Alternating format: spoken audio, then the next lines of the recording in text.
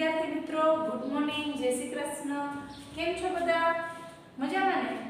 આપણે English ટેક્સ્ટમાં unit 4 કે જેનું નામ છે અ વન્ડરફુલ ક્રિએશન, એક અદ્ભુત સર્જન. ઈશ્વરે બનાવેલી આ સૃષ્ટિમાં જો સૌથી શ્રેષ્ઠ સર્જન હોય તો તે માનવ છે. આપણે માનના વિશે તો જેટલું કહીએ એટલું ઓછું જ છે. અને આપણે જે પ્રી ટાસ્કમાં આવેલી પોયમ છે જનનીની જોડ, એમાં તમે સમજશો તો એમાં માતાના બધા ગુણોનું સરસ રીતે આહ્વાન કરવામાં આવેલું છે. તો આપણે આ પાઠમાં જોયું કે જ્યારે ઈશ્વર એક મૂર્તિ, આદર્શ મૂર્તિના સર્જનમાં વ્યસ્ત હતા ત્યારે દેવદૂત આવે છે.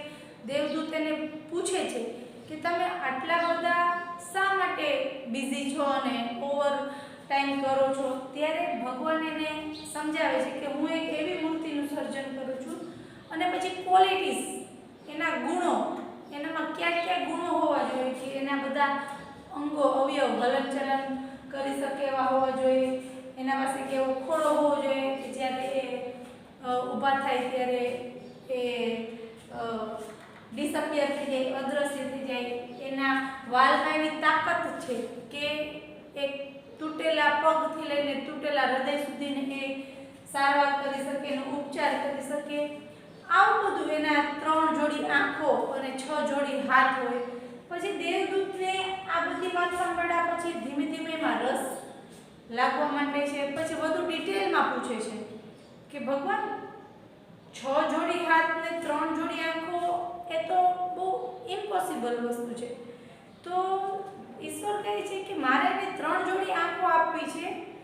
શા માટે? તો પહેલી જોડી આંખથી તે બંધ બારણે આરપાર એના બાળકને જોઈ શકે. બીજી જોડી આંખ દ્વારા એ એના બાળકને એક શબ્દ પણ બોલ્યા વગર કહી શકે કે હું સમજુ છું અને હું તને પ્રેમ કરું છું. અને ત્રીજી જોડી આંખ શું કામ કરે? એ એના બાળકને સિક્રેટ થિંગ ઓપન કર્યા વગર, ખોલ્યા વગર એ જોઈ શકે, સિક્રેટ વસ્તુ જાણી શકે. ત્યારબાદ દેવદૂત વધારે એમાં રસ જાગે છે અને વધુ એના જ્યારે મોડેલ વિશે વાત કરે છે, જ્યારે એને આરામ કરવાનું કહે છે કે ભગવાન તમે આરામ કરી જાઓ, હવે થાકી ગયા છો, ત્યારે ભગવાન કહે છે કે ના, મારું ઘણું ખરું કામ હવે ઓલમોસ્ટ કમ્પ્લીટ થઈ ગયું છે. મેં મારું શ્રેષ્ઠ કલ્પનાઓ આ મૂર્તિમાં નાખેલી છે. આ મૂર્તિમાં એનામાં એટલા ગુણ હશે કે એ ગમે તે સહન કરી શકે. પોતાની જાતે, પોતે જ્યારે બીમાર હશે તો એ જાતે એ સાજી થઈ જશે, ક્યોર હશે, પોતાની જાતે એ હીલ હશે, સાજી થઈ જશે. બીજું કે એ અડધો કિલો, હાફ કિલો કેબેજમાંથી 6 જણાના કુટુંબનું ભરણ પોષણ કરી શકે અને એક બાળકનું બાથ એટલે કે નવડાવવું, ખવડાવવું, ભણાવવું, સુવડાવવું, રમાડવું, આ બધું ઇરિટેટિંગ એટલે કે ગુસ્સે થયા વગર કરી શકશે. તો આ બધા મધર વિશે આપણે ત્યાં સુધી પહોંચ્યા આગલા લેક્ચરમાં. હવે આજે શરૂ કરશું.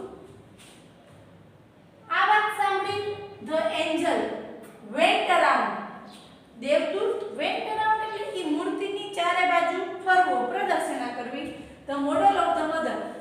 દેવદૂત જે મધરની મૂર્તિ હતી એની ચારે બાજુ ફરે છે, પ્રદક્ષિણા કરે છે, વેરી સ્લોલી, સાવ ધીમે ધીમે. હી ટચ્ડ ઇટ. તે મૂર્તિને સ્પર્શ કરે છે.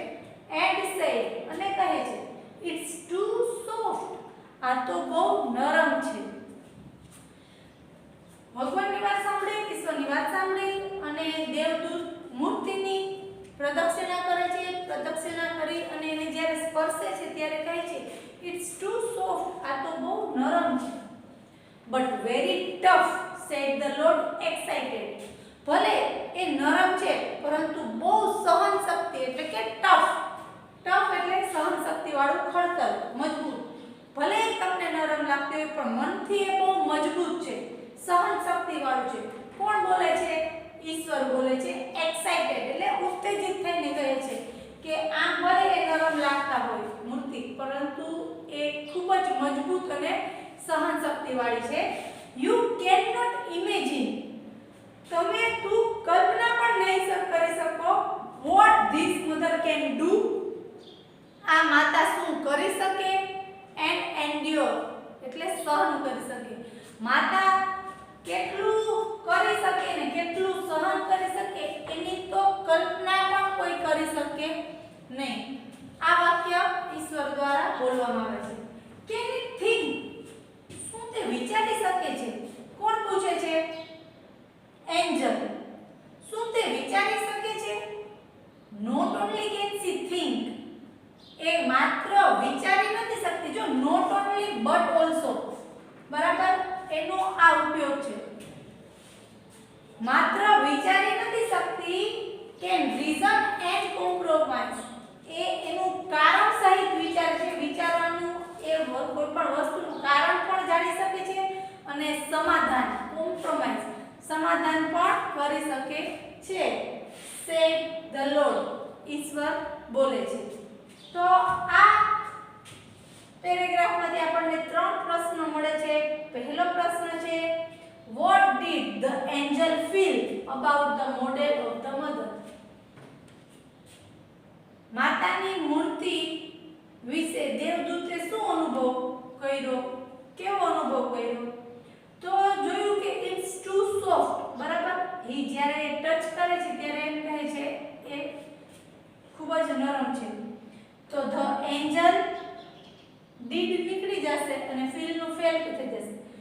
The angel felt about the model of the mother that it was very soft. કેવી હતી મૂર્તિ?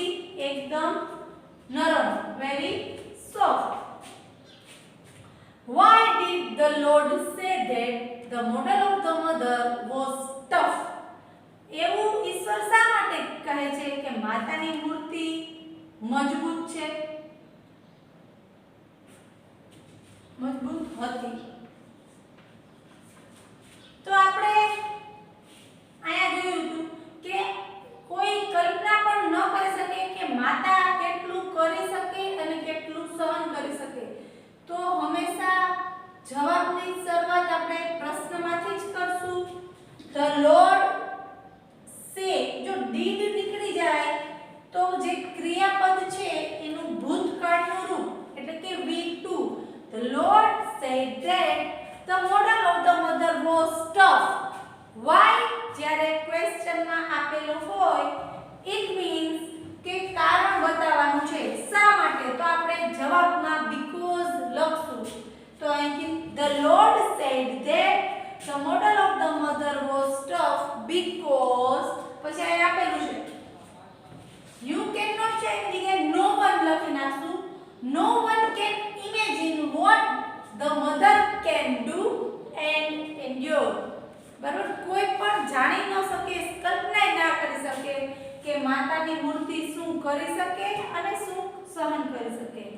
Last question, the mother cannot only think. આપણે ડોટ ડોટ ડોટ એટલે કે વાક્યને કમ્પ્લીટ કરવાનું છે. કમ્પ્લીટ ધ સેન્ટેન્સ અહીં આપેલું છે.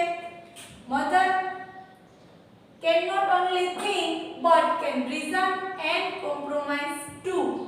તો આ હતા આપણા આ પેરેગ્રાફના 3 પ્રશ્નો. હવે આપણે આગળ જોઈશું. ઈશ્વરની વાત સાંભળી દેવદૂત ઇમ્પ્રેસ થઈ જાય છે. The Angel was impressed. જ્યારે ઈશ્વર એમ કહે છે કે એ કેટલું સહન કરી શકે ને કેટલું કરી શકે એની કોઈ કલ્પના પણ ન કરી શકે. તો આ વાત સાંભળી એન્જલ વોઝ ઇમ્પ્રેસ્ડ, પ્રભાવિત થઈ જાય છે. હી વેન્ટ ક્લોઝર, એ નજીક જાય છે. કોની? ટુ ધ મોડેલ, માતાની જે મૂર્તિ હતી એની નજીક જાય છે. And moved his finger across the cheek. Cheek એટલે ગાલ. એના માતાની જે મૂર્તિના ગાલ પર આંગળી ફેરવે છે. ફિંગર એટલે આંગળી, મૂવ્ડ એટલે ફેરવવું. એન્જલ દેવદૂત પ્રભાવિત થાય છે ભગવાનની વાત સાંભળી. તે મૂર્તિની નજીક જાય છે અને એના ગાલ પર આંગળી ફેરવે છે. O lord, her eyes are leaking. આ વાક્ય દેવદૂત બોલે છે. હે ભગવાન, આની આંખમાંથી તો પાણી નીકળે છે. લીક થવું આપણે બ્લડ લીક છે એટલે ટપકે છે, ચૂવે છે, બરાબર. હે ભગવાન, હે ઈશ્વર, આની આંખમાંથી તો પાણી નીકળે છે. How did this happen? ઈશ્વરને પણ આશ્ચર્ય થાય છે, આવું કેવી રીતે થયું હશે? હેપન એટલે થવું. આવું કેવી રીતે થયું હતું? It must be a tear. નક્કી આ આંસુ હોવું જોઈએ. વિચાર કરો, માતાની મૂર્તિમાં પણ આંખમાંથી આંસુ નીકળે છે. ટીયર, આ તો આંસુ જ હોવું જોઈએ. I have not put it there. મેં તો ત્યાં મૂક્યું નતું. માતાએ, ઈશ્વરે જ્યારે માતાની મૂર્તિ બનાવી હતી ત્યારે એમાં આંસુ મૂક્યું નતું. It is a miracle. Miracle એટલે ચમત્કાર. આ તો એક ચમત્કાર છે. The lord exclaimed. ભગવાને આશ્ચર્યથી કીધું. ભગવાનને પણ આશ્ચર્ય થાય છે કે જ્યારે એણે મૂર્તિ બનાવી હતી ત્યારે તો એમાં એણે આંસુ મૂક્યું નતું, છતાં પણ ત્યાં હતું. મીન્સ આ એક ચમત્કાર છે. But what is a tear for, my lord? પણ આંસુ શેના માટે આવ્યું મારા ભગવાન? હે ઈશ્વર, માતાની આંખમાં આંસુ શેના માટે આવ્યું? શેના માટે આપણે આંસુ આવ્યું? It is something unique. જો આંસુ છે ને એ કઈ ને યુનિક છે. યુનિક એટલે એના જેવું બીજું કઈ ને અજોડ કહી શકાય એમ. આંસુ એક અજોડ છે. ઇટ ઇઝ સમથિંગ કઈ યુનિક છે, અજોડ છે. મે B it is four pain. કદાચ એ આંસુ દર્દના હોય. આપણને કઈ દુખાવો થતો હોય, પેઇન થતું હોય, દર્દ થતું હોય તો આપણે આંખમાંથી આંસુ નીકળે છે. ફોર જોય. ઘણીવાર આપણે બહુ ખુશ થઈ જાય, આનંદમાં આવી જાય તો એ હર્ષના આંસુ એટલે કે ખુશીના આંસુ નીકળે છે. પ્રાઇડ, ગર્વ, બરાબર. સારું રિઝલ્ટ એસએસસી માં લઈ આવે છોકરાઓ તો એના માતા પિતાને ગર્વથી પણ એની આંખો ભરાઈ જાય છે. તો ગર્વના એટલે કે પ્રાઇડના પણ આંસુ હોય છે. ડિસઅપોઇન્ટમેન્ટ, નિરાશાના. ઘણી વખત જિંદગીમાં એવી ઘટના બને છે કે નિરાશ થઈ જાય તો પણ આંખમાંથી આંસુ નીકળે છે, તો નિરાશાના હોઈ શકે. લોનલીનેસ એટલે કે એકલતા. વૃદ્ધાશ્રમમાં જ્યારે માતા પિતા એકલા હોય છે, બરાબર, અથવા બીજા કોઈ કારણસર કંઈ એકલું રહેવાનું થયું હોય તો એ એકલતાના પણ આંસુ નીકળતા હોય છે. The lord explain. ભગવાન સમજાવે છે. તો આંસુ શેના માટે હોઈ શકે? તો પેઇન, દર્દના આંસુ હોય, જોય, ખુશીના આંસુ હોય, પ્રાઇડ, ગર્વના આંસુ હોય, ડિસઅપોઇન્ટમેન્ટ, નિરાશાના આંસુ હોય, અને લોનલીનેસ એટલે કે એકલતાના. દરેક માટે આંસુ હોય છે. What a wonderful creation.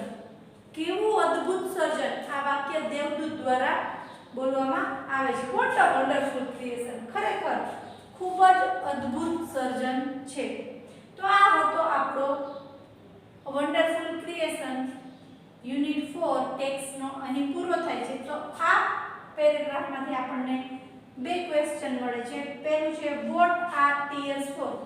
આંસુ શેના માટે છે? તો આપણે જ્યારે એમિઝાર વોઝવેર એટલે કે ટુ બી ના રૂટથી પ્રશ્ન હોય તો એને દૂર થવાય નહીં, દૂર કરવાના નહીં. કરતા ટીયર્સ છે. ટીયર્સ આર ફોર, અહીંથી આપ્યું છે ફોર પેઇન, દર્દના, ફોર જોય, ફોર પ્રાઇડ, ડિસઅપોઇન્ટમેન્ટ અને લોનલીનેસ. 5 પ્રકારના આંસુ દર્દના હોય, ખુશીના હોય, ગર્વના હોય, નિરાશાના અને એકલતાના હોય છે. Why was the Lord surprised on seeing a tear? આંસુ જોઈને ઈશ્વરને આશ્ચર્ય શા માટે થયું? Why? તો અહીં પણ ક્વેશ્ચનમાં was આપેલું છે. તો the Lord કરતા સ્થાને લેશું, પછી was લખશું. જો એમિઝાર વોઝવેર આવા લખવાનું ભૂલવાનું નહીં. તમે આન્સર બનાવો છો, શરૂઆત કરો છો ત્યારે આ તો આવવું જોઈએ. The Lord was surprised on seeing a tear.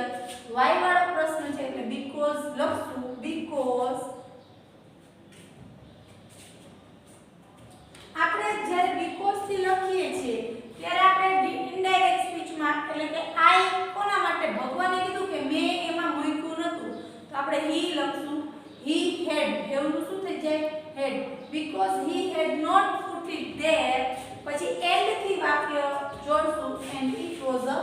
Miracle.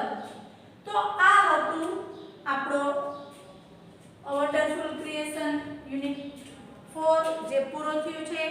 તમને રોજે રોજ લેક્ચરમાં આપણે જેટલા પણ ક્વેશ્ચન આન્સર બોર્ડ પર સમજાવવામાં આવે છે એ તમારે ફેરબુકમાં સાથોસાથ લખવાના છે. પાઠ પૂરો થયા પછી આ પાઠની 2 શોર્ટ નોટ છે, જેમાં પહેલી છે details of the wonderful creation, બરાબર, અને એટલે કે અદ્ભુત સર્જનની માહિતી, અને બીજું ક્વોલિટીઝ ફાઉન્ડ ઇન મધર્સ, માતામાં જે ક્વોલિટીઝ રહેલી છે, ગુણો રહેલા છે એના વિશે, એટલે કે ટોટલ 2 શોર્ટ નોટ લખવાની છે.